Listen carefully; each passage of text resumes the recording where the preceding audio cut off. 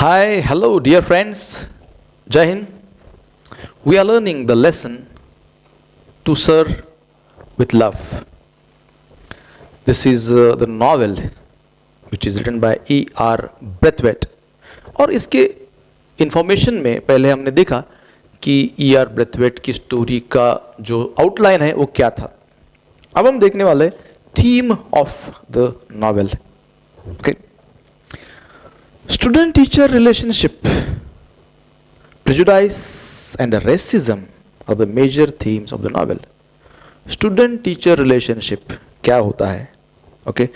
prejudice मतलब किसी चीज को लेके पहले से ही हम जो ओपिनियन बनाते हैं वो, एंड racism ब्लैक वाइट ये जो भेदभाव होता है उसे, ये तीन मेजर थीम्स है उसके. Okay. E.R. Braithwaite gets a job of a teacher in a rather rough and a notorious school. तो उनको जॉब मिलता है वहाँ पे. ये रफ और नटोरियस है, थोड़ा सा बच्चे वगैरह वहाँ पे थोड़े से नटोरियस होते हैं, नॉटी होते हैं. He finds that the students belong to a background that is not suitable for learning and their overall development and progress. तो माहौल वहां का अच्छा नहीं रहता, which is not suitable for their development. He notices that the students are in no mood to change their attitude and behavior. बच्चे भी तैयार नहीं है अपना बिहेवियर चेंज करने के लिए. Braithwaite with his novel and creative ideas, novel मतलब न्यू, ऐसा इसका मीनिंग है. novel and creative ideas, कुछ सकारात्मक सोच लेके वहां पे जाते हैं. क्रिएटिव आइडियाज, इनोवेटिव टेक्निक्स मतलब new techniques, and understanding the students psychology ultimately wins their hearts in no time. वो उनका दिल जीत लेते हैं.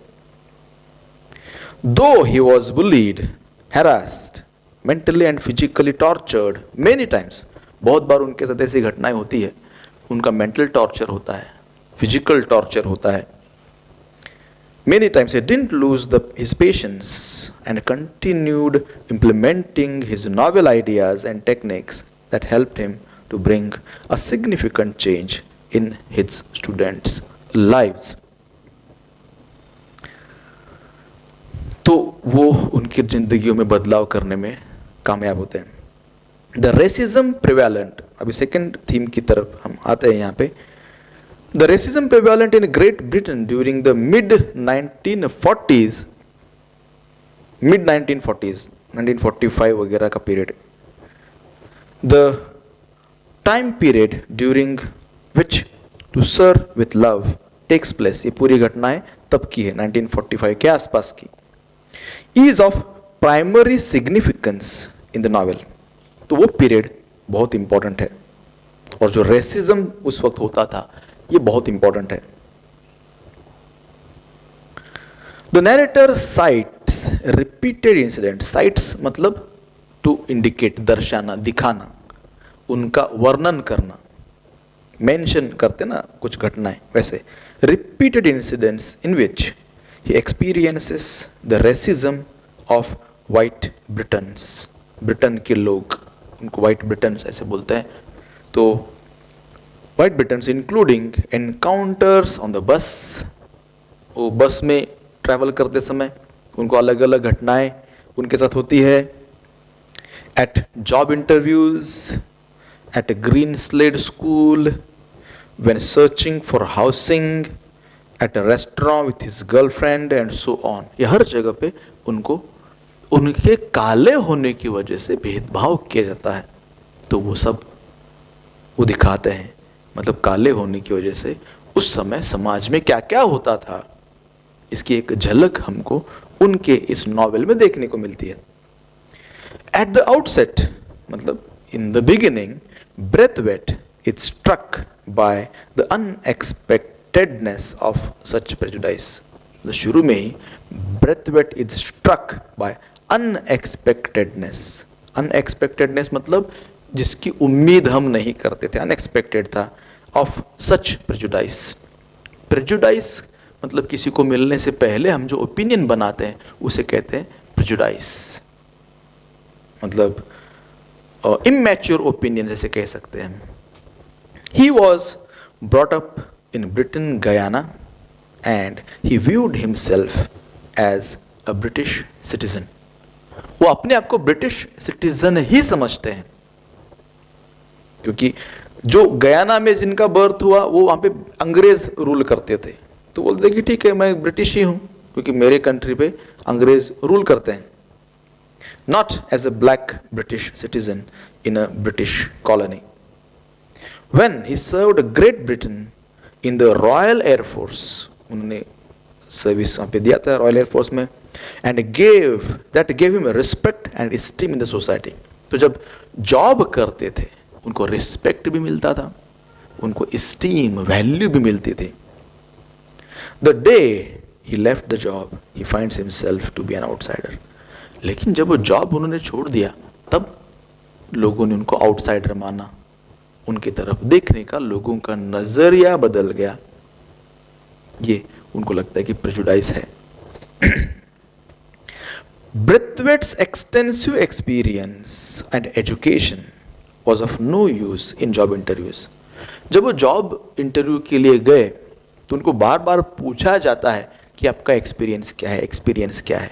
उनका जो लंबा एक्सपीरियंस है, extensive experience and education, educational qualification was of no use in job interviews, where he is informed that the job has already been filled। तो कभी कभी उनको बोलते थे they didn't want any black person there। वो पहले बोलते थे कि नहीं ये जॉब पहले भर चुका है, अभी जगह खाली नहीं है, ऐसा वो बोलते थे। और he is over qualified for it, बोलते थे कि आपका क्वालिफिकेशन हमारे जॉब के हिसाब से थोड़ा ज्यादा है तो हम जॉब नहीं दे सकते आपको। This heightens Braithwaite's sense of betrayal for the British. तो पहले उनके दिमाग में ब्रिटिश लोगों के प्रति एक तरह के धोखाधड़ी की भावनाएं हैं।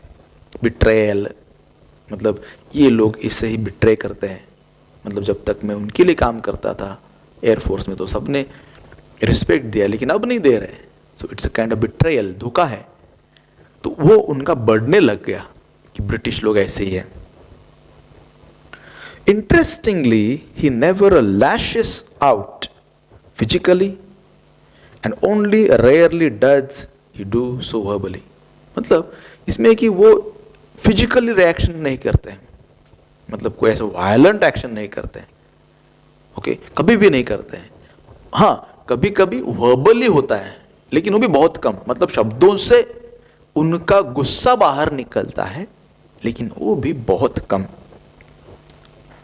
ही exhibits patient endurance at times.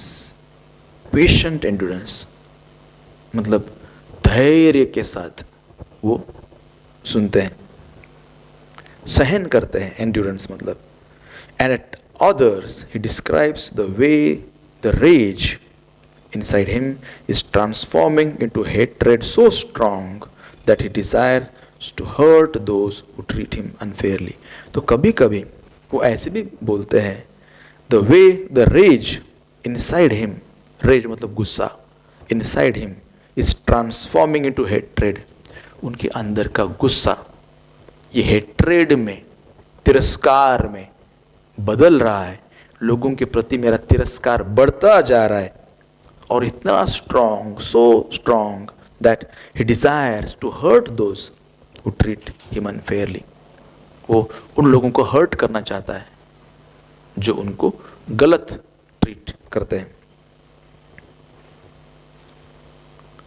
As a result of such experiences, Braithwaite finds the students at the Green Slate School to be a bit notorious।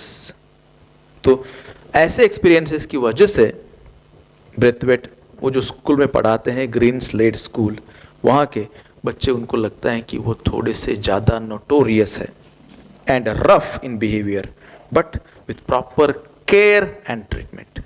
उनको अगर ध्यान दिया गया, केयर किया गया, उनको ट्रीटमेंट अगर सही दिया गया, all students will surely achieve such a desired goals in their lives. सबको उनको गोल मिल जाएंगे, ऐसा भी उनको लगता है। So this is the theme of the novel.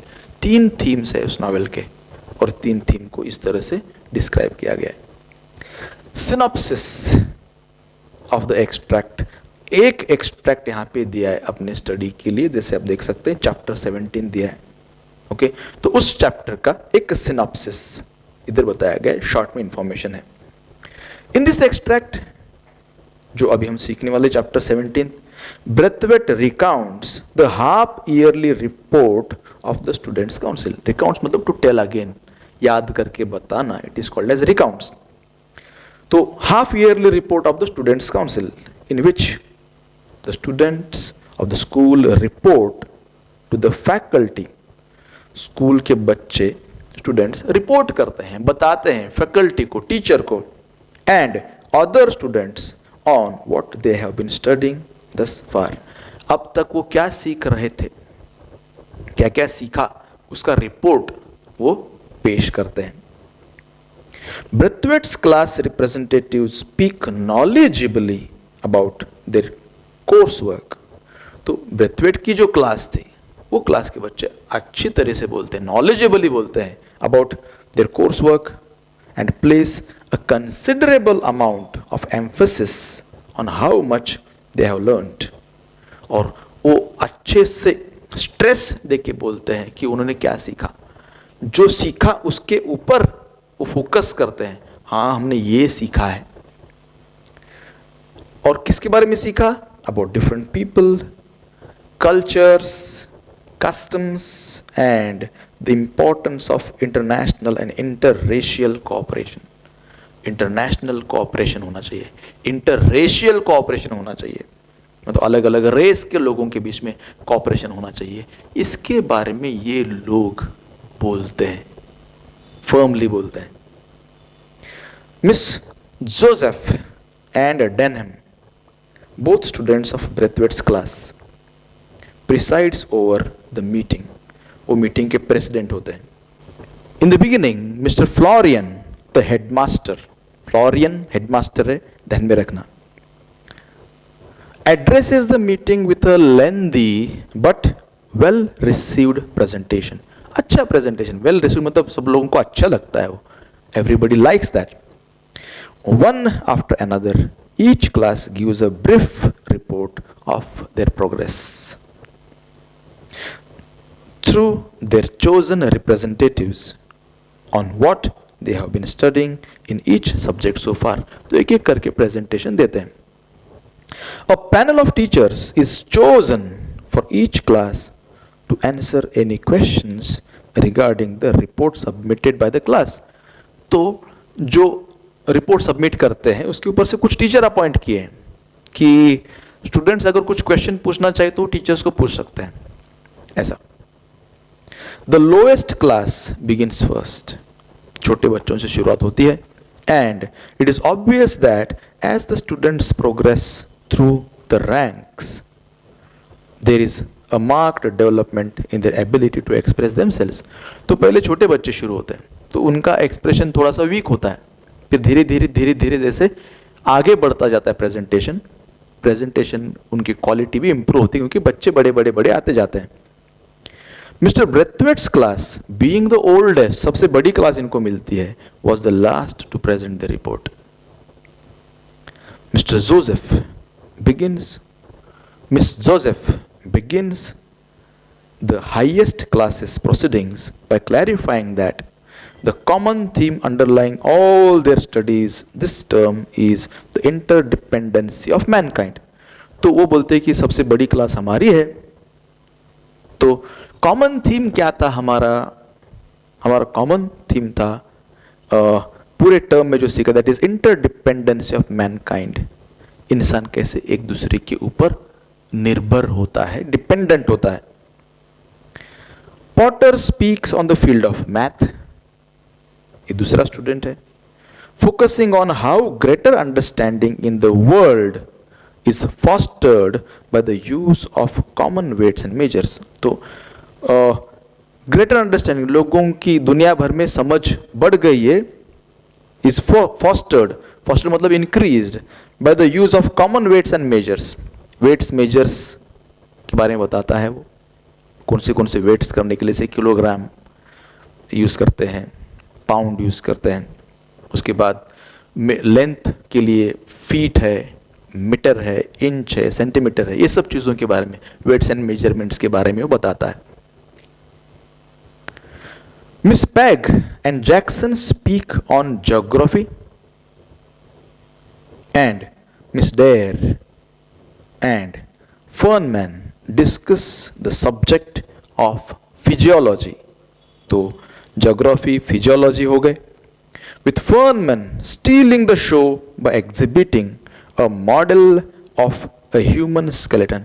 Stealing the show मतलब by doing extraordinary job, मतलब सब लोगों को impress कर देता है. Okay, extraordinary presentation करता है. कैसे? By exhibiting a model of human skeleton. Human skeleton का model ही present करता है. And stressing the class conclusion that, class के कंक्लूजन के ऊपर वो जोर देता है, स्ट्रेस देता है, that basically all people were the same. बोलते कि देखो स्केलेटन सबका सेम स्केलेटन है, मतलब कोई भी देश में रहने वाला इंसान हो स्केलेटन ऐसे ही रहेगा, काला हो या गोरा हो ऐसे रहेगा, ऐसा वो बोलता है. Miss Dodd reports on history and Miss Joseph on domestic science. Denham creates a stir by speaking on the required subject of PT, physical training. तो Denham creates a stir. Creates a stir के इसका मतलब होता है वहाँ पे थोड़ी सी हलचल हो जाती है, मतलब कुछ तो वो ऐसा कहता है जिसकी वजह से बहस हो जाती है. PT and games, complaining that the class was ill-conceived and pointless. Class was ill-conceived. मतलब क्लास को उतना अच्छा ट्रीट नहीं किया गया, and it was not proper. मतलब जो पीटी का प्रोग्राम था वो प्रॉपर नहीं था, ऐसा वो बोलता है. Mr Weston, Mrs Dale Evans and Miss Phillips are chosen at random to answer students question arising from the senior presentations. तो ये जो प्रेजेंटेशन का जो सब कुछ उन्होंने किया था, उसके बाद अगर कोई क्वेश्चन किसी को पूछना है तो उसके लिए 3 लोगों को अपॉइंट किया था, Mr Weston, Mrs Dale Evans और मिस फिलिप्स. इनको आंसर्स देने थे. When Denham pursues his inquiry on the necessity of requiring all students to take PT, मतलब वो बोलते हैं कि क्या हर स्टूडेंट को पीटी का क्लास करना जरूरी है, ऐसा क्वेश्चन और डेनहम बार बार पूछता है, लगातार पूछता है. Mr western responds quite ridiculously, और मिस्टर वेस्टन क्या करते हैं, रिडिकुलसली आंसर देते हैं, बहुत ही उनका मजाक उड़ाते हुए आंसर देते हैं. Trying to bluster his way out of the subject. Bluster मतलब to talk in a loud aggressive way, वो एग्रेसिवली बात करते हैं बच्चे से. Offering no coherent argument, logical कुछ नहीं बोलते कुछ इलॉजिकल बात बोल के वो ऐसा आउटबर्स्ट करते हैं. Unexpectedly the quiet and hesitant Miss Phillips, जो क्वाइट थी, शांत थी, हेजिटेंट बोलने में हिचकिचाती थी, steps in and gives a sturdy defence of the practice.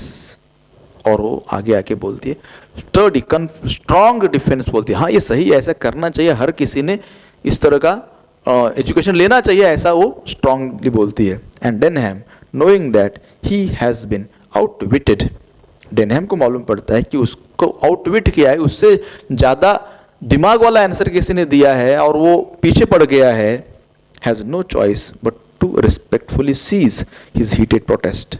और वो क्या करता है, डेनहम पीछे हटता है, रिस्पेक्टफुली पीछे हटता है, और ठीक है आप सही है, वो उनको रिस्पेक्ट दे के, मिस फिलिप्स को रिस्पेक्ट देके पीछे हट जाता है. Braithwaite is immensely satisfied with the progress of the students of his class. Denham Braithwaite बहुत खुश हो जाते हैं, जिस तरह से बच्चों ने प्रेजेंटेशन दिया है उसको लेकर वो बहुत सेटिस्फाइड है, खुश है, ऐसा इसमें से मालूम पड़ता है. So this is about the second part of the story. आगे हमको चैप्टर 17 देखना है, वो हम देखेंगे अगले क्लास में. ओके.